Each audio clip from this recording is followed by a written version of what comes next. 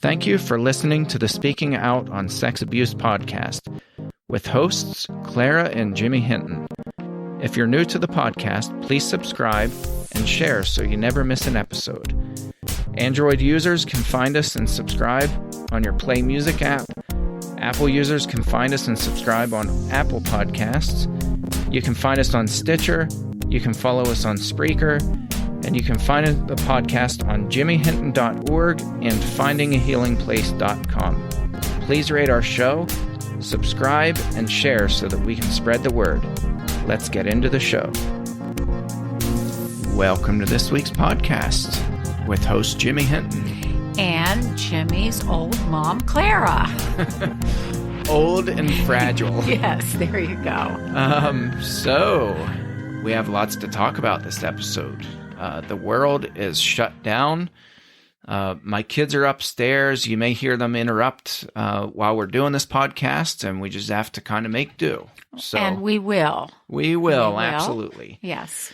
So, yeah, we're just going to offer some tips in this episode for parents. We know there are probably millions of parents out there right now who are struggling with the lockdown and the social distancing that's going on.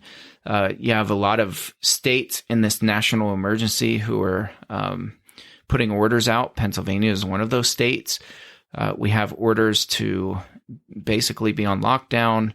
Non-essential businesses are shut down, which affects my mother over there. Daycares are shut down. Schools are shut down. My wife is the assistant director at a daycare. She's working this week minus kids. And then next week, her hours get cut way back. So she's going to work half a shift, half a full-time shift, and then she's sent home. So you have a lot of people, restaurants are shut down across the entire state, across multiple states, and it's just tough. Times are tough right now. So we wanted to offer advice for the parents who are really struggling with childcare, because that's a very real, very felt issue right now. And I want to say that I feel a little bit guilty having this podcast because I am incredibly blessed. I have a job, obviously, as a full-time minister. My congregation has been extremely wonderful. So we've canceled all activities, all in-person activities for the next 2 weeks. My church elder said, stay home, stay away, stay with your kids, do what you got to do, work as many hours as you can or can't, and we'll just make do. So, we have that blessing that many people don't have. My kids are upstairs right now, terrorizing the house, and I love it. Okay, Jimmy. No, it's great. And no guilt on your part. Those of us, myself included, who are still permitted to work and work from home, we are blessed, but we also understand the situations of many others. I talked with multiple people yesterday who are dealing with this daycare crisis. They have children that they need care, and they have jobs that they must report to in order to keep the rent going, the utilities going. So these are very real things that we want to talk about today. And hopefully you will glean one or two ways of helping you while keeping your children safe. And that's our ultimate goal today, is to give you some hints, if you want to call them that, of how to get through this pandemic while keeping your children, who are your first priority, safe. Yeah.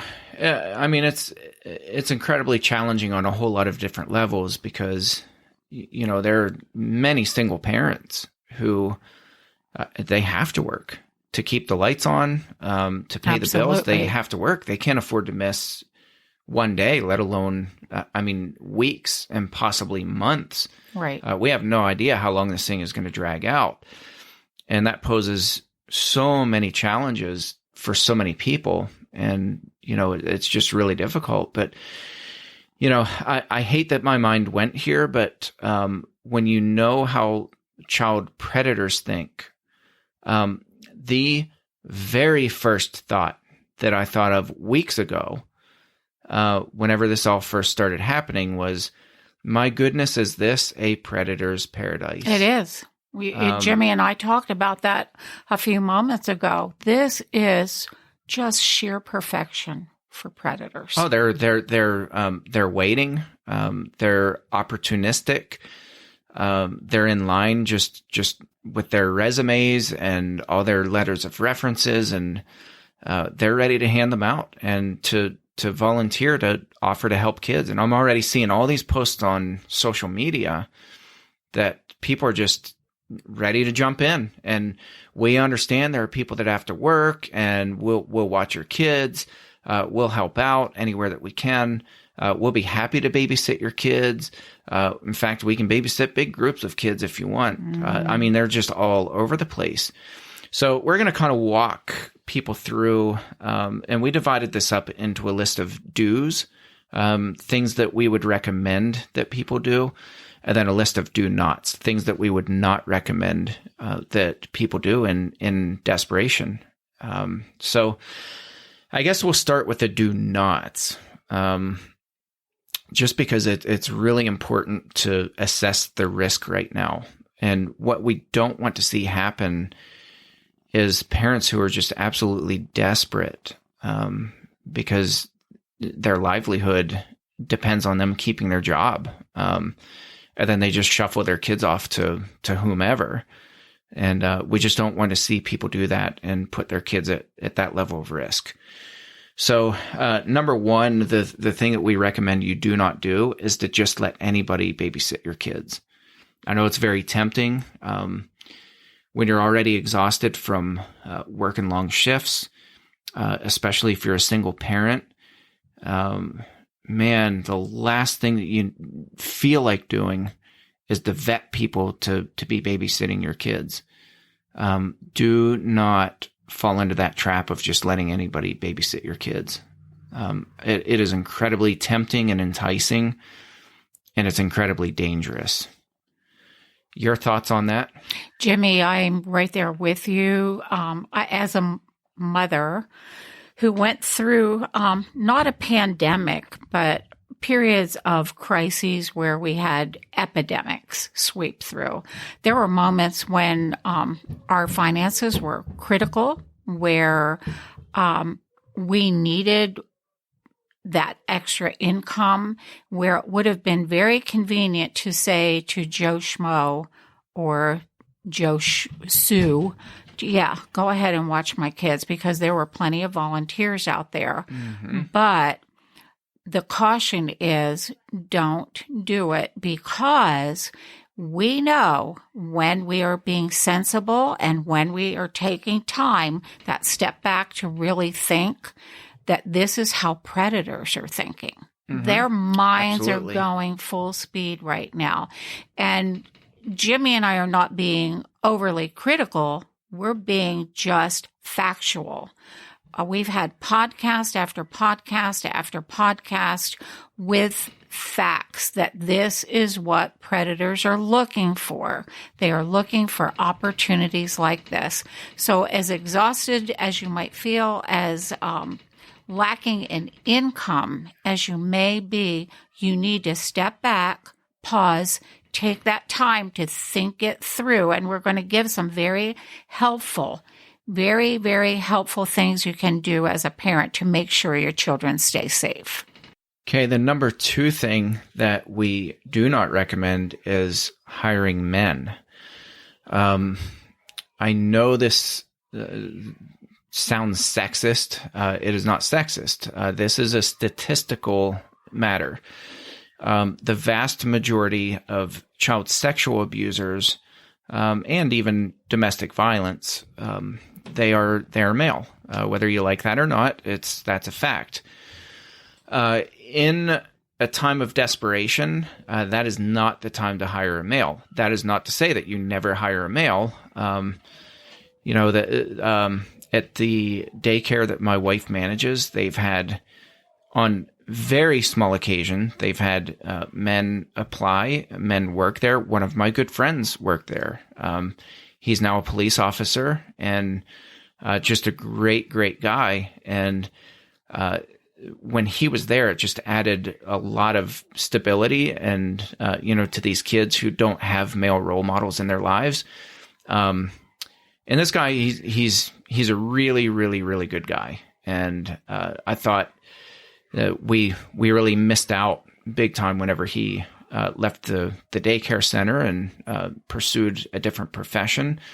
But, I'm not against males ever being hired to watch kids. What I'm against is, in a time of desperation, we just reach out because we have it in our minds that it's offensive or it's sexist, or we're being discriminatory if we only hire females to babysit our kids. I'm telling you right now, as a statistical fact, it is a really bad idea, especially in a time of crisis. And I offer zero apologies for saying this. Seriously, we know that there are far more men out there who are looking to harm our children. And there are going to be many men who will say, look, I'm off work. I can watch your kids for you. Mm-hmm. I said to Jimmy prior to this podcast, boy, would your dad ever be loving this? We watched him get together resumes. We watched him offer to watch children for free, to go in people's homes to babysit, because he, quote unquote, loved children and had experience raising his own 11 children. Do not fall for it, people. Do not fall for this. The statistics prove there are far more men who are out there, harming children than there are women. That's not to say that there won't be women out there. It's to say be vigilant. Yeah. Be extremely vigilant. Well, and that leads into the third point. The thing that we don't recommend is to allow volunteers who are too eager to help. We know this about abusers, that in a time of need, in a time of a family crisis, in a time of desperation, they're the first people who show up on the doorstep. And it's just so magical how all of a sudden they're there. And we hear this so often from parents of survivors, where they say, we thought that this was a gift from God. We thought this person was sent by God himself, because, we just were so desperate. We couldn't find anybody who would help out. And this person just showed up and answered our prayers. We were praying and praying and praying, and this person showed up. I have to remind people, too, a wolf is a wolf is a wolf. And a wolf disguises him or herself as the most precious of lambs. Be aware of that person who comes knocking at your door, who's calling you, texting you, offering to watch your children, especially for free. Yes. Especially for free. Yeah. Well, and I would say especially for free when they insist that you don't pay somebody, where they say, no, I insist that I do this for free. That's not to say that everybody who offers free childcare is a predator, not by a long shot. I would say the vast majority of people are not, and they have really good intentions. However, I agree with you. I think that's a major red flag when somebody's saying, hey, I insist that I do this for free, that I show up, I will do whatever I can to watch your kids, the neighbors' kids. Think of how many churches have closed doors right now, mine included. We're closed down for at least the next 2 weeks. And there are thousands and thousands of churches across the U.S. We know that churches are a hotbed for predators. Mm-hmm. So you have all these Christian people, and especially Christian men, who are going to be offering to babysit for free. Do not do it. I know it sounds tempting. It sounds enticing. You may be in a financial pinch right now.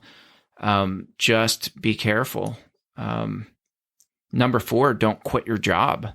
Because I think some people might be saying, well, man, I'm on board with you. I think I think I don't want to leave my kids alone with people I don't know, people I don't trust, people I've not vetted.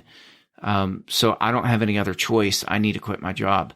Don't do that. There are other alternatives that we're going to lay out on the side where we recommend things. And then number 5, the last point, we don't recommend that you have teenagers babysit your kids. Again, I know that sounds insensitive, and I know there are a lot of teens who are out of school right now. They're bored. They're looking for work. It's just not a good idea for a number of reasons. But I think, the number of adolescents who are predators themselves is probably more frightening than people imagine. That's a phenomenon that's often overlooked. We think of child sexual predators as being adults, but there are a lot of teenagers and even younger who also are dangerous predators. I think we've seen that number increase, Jimmy, just since we began doing the podcast. We've heard of more and more teenagers who are molesting younger brothers, sisters, cousins. Mm-hmm. And I don't know, maybe it's because porn is more readily available. I don't know what the reason. Well, that brings in a whole other issue. There's the whole device. Teenagers, just about all of them now, have a device strapped to their hip. Absolutely. And you have no idea. And it's something that you're not going to be thinking about. Right. When you're desperate for a sitter, mm-hmm. Hey, can my teenage daughter come over and babysit your kids? Well, sure. Because I need a sitter. Well, you have no idea. It's opening a can of worms that we don't want to open. What is that child going to see possibly that as parents we've monitored on their phones, but that teenager who doesn't have the wisdom of a parent and may innocently or think it's funny to show a younger kid some things, and then it leads to actions that we know. Or neglect kids while they're on their phone. Yes. Glued to their phone. And that's another serious There are just concern. all kinds of it's just not a good idea. No. And it's sad that that's the case, but we don't recommend it. Okay, so what do we recommend? Number 1, if possible, if humanly possible whatsoever, bring your kids to work with you. If your employer is kind, if they're gracious, if they permit it whatsoever, do it. I know there are going to be people who jump all over this and they're like, well, you want people to die because of coronavirus. That's not social distancing. Well, I understand in a perfect world, we can all isolate ourselves. Heck, in a perfect world, we could lock ourselves in separate bedrooms in our house and really socially isolate. But it's not going to happen to that extent. So, there's this reality that we still have jobs. People still have jobs. They still have bills to pay.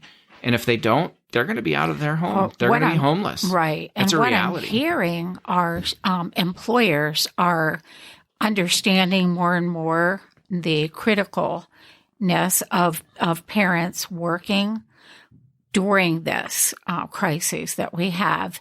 There are actually businesses locally who are working on setting up rooms where parents can watch, from their cubicle or their desk or wherever they are. They can watch and see their children. They can bring them to the workplace, not have them sitting on their lap, obviously, while they're working, but they will be in a safe environment where parents can actually watch it, and there will be someone monitoring the children, giving them activities, feeding them, whatnot. So thankfully, businesses are waking up to this need, and check in your community, check and see if this is available in your community yet, at your business, at your place of work. Yeah, definitely check with your boss first. Yes. Check with your workplace and see what they have available. That leads me to a second point, which you brought up, and that's speak to your legislatures. Absolutely. Find out what programs are available in your town. Yes. Your legislatures are not always mean, nasty, crooked people, especially in times of crisis. I've seen, for the most part, politicians right now they're working together.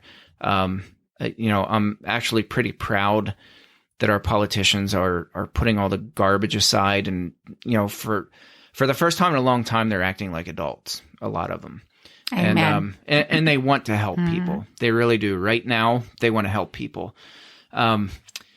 My wife just told me yesterday that the daycare center that she works for, they own multiple centers across multiple counties.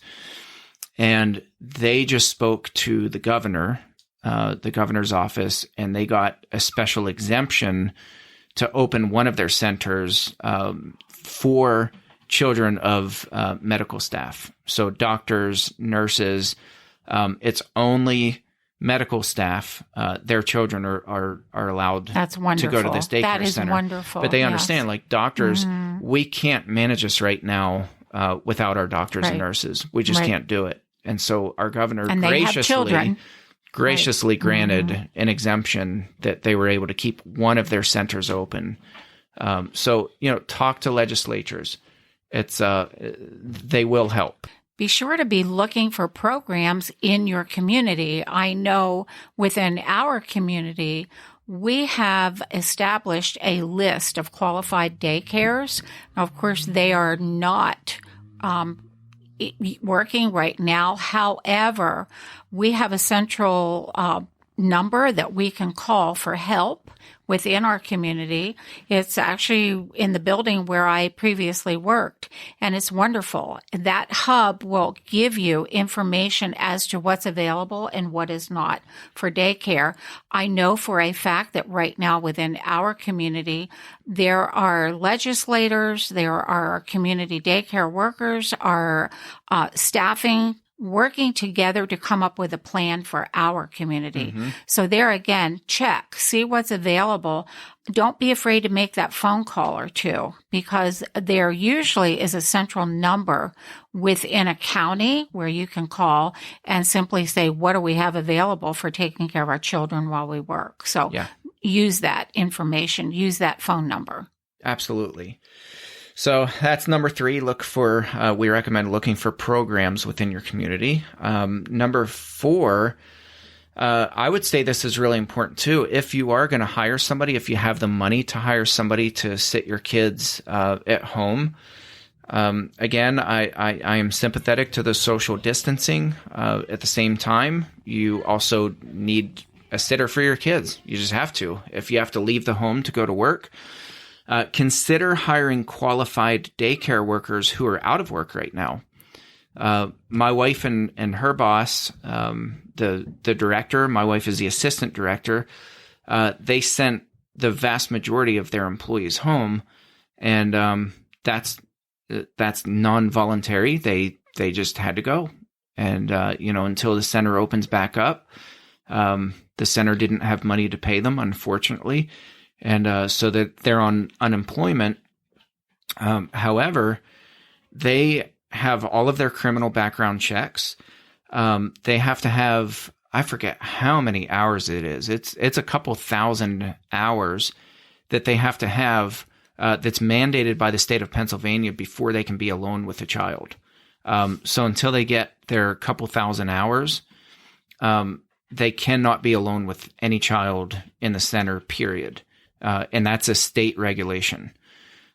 So you're going to have people who have their requirements to be alone with kids. By alone, I mean in a room alone. Right. Otherwise, they have to have a supervisor who's with them. They're not allowed to manage kids by themselves until they have met that requirement. All of your daycare workers are going to have all of their clearances.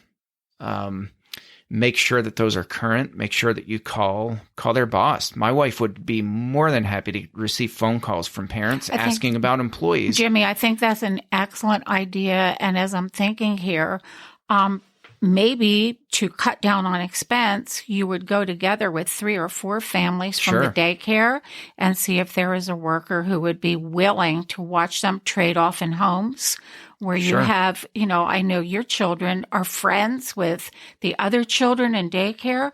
Call up 5 parents that have to work and say, hey, can we alternate payment of this worker? Which may help everybody also. And you may be replacing that person's hourly wage that they were receiving. Yes. If you're able to go in with go together as a group, 2 people, you may be able to replace their wages while they're out of work, and they don't have to sign up for unemployment.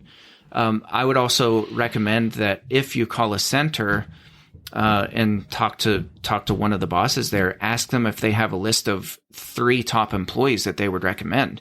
There may be employees that they wouldn't recommend. Right. So, it's not just saying that, somebody works at a daycare, so they're trustworthy. I would highly recommend, and not that I don't want to make it sound like daycares hire people who are not trustworthy, but they're going to have a list of workers, I would imagine, who are their top workers, people who are just really trusted, really good, dependable. They don't call into work all the time. Just ask them. Do you have a list of top three people at your center that you would recommend who are out of work right now? And then finally, number 5, we would recommend that you monitor your children where possible. Technology is at the place where it's really cheap to get cameras that are tied into apps where you can monitor your kids. If you have any question about your kid's safety and you had to hire somebody on short notice and you just don't know the person, and you still feel a little bit uneasy while you're at work, get a camera and tie it to an app. And they are very inexpensive to do. And let the sitter know. I'm not saying, I'm not big on hidden cameras. I think that's just a little creepy. I think you should be up front and tell the person. But just, tell the sitter, I installed cameras and, just know that if you have a problem, you can get a hold of me. Right. I want to be able to see my kid and see what they're up to, be very forthright with them. And I think that's perfectly acceptable. And, I would recommend it for sure. Absolutely. As parents, we have the highest level of responsibility we owe to our children. We truly do. We are their watchkeepers. We are all they have. It's our foremost job to keep our children safe. Even when we think we are, sometimes we're not. I'm the first one to say that. In my own home, I was not able to keep my children safe due to lack of knowledge, due to lack of a lot of things. I was not aware. We have information now that we didn't have. We know that predators exist. We know that this is an arena for predators right now. So we need to use the highest level of vigilance that we ever have before. So that's what Jimmy and I want you to do. We felt we needed to bring this to the forefront. We know it's not pleasant to talk about. We're not doomsday sayers at all. We're simply presenting facts, and hopefully we've presented something that will help you in determining what will keep your child most safe during this pandemic. Yeah, I will close with these thoughts. People really took the spread of this virus seriously because we knew it was going to happen. It wasn't a matter of if, it was a matter of when and how quickly. And I will say with as much assuredness that it's not a matter of if predators are going to be using this as an opportunity. It's a matter of how many are going to be doing it. They're already doing it. I can promise you that. I can guarantee you that there are predators out there. We know how they think. We live and breathe this stuff. We know how they process their thoughts. We know how they take advantage of people. They're doing it right now. So, in the same way that we're quarantining ourselves and isolating ourselves, trying to knock out this virus, at the same time, our truth bomb is let's do the same thing with predators. Let's cut this off immediately and not give them the opportunity to take root and to destroy more of our kids' lives. This is a troubling time for people. Let's not exasperate the problem. Well, thank you for tuning in to this episode, and we'll catch you next round. Thanks again for listening to today's episode of the Speaking Out on Sex Abuse podcast. Thank you to our patrons who make this podcast possible. If you found it helpful, please follow on Spreaker, subscribe on Google Play Music, Apple Podcast, or Stitcher. If you believe in what we do, consider supporting the podcast by becoming a patron, and check out the cool rewards our patrons receive. Share with your friends and tell the world. Join us in speaking out on sex abuse so we can change the tides and prevent abuse.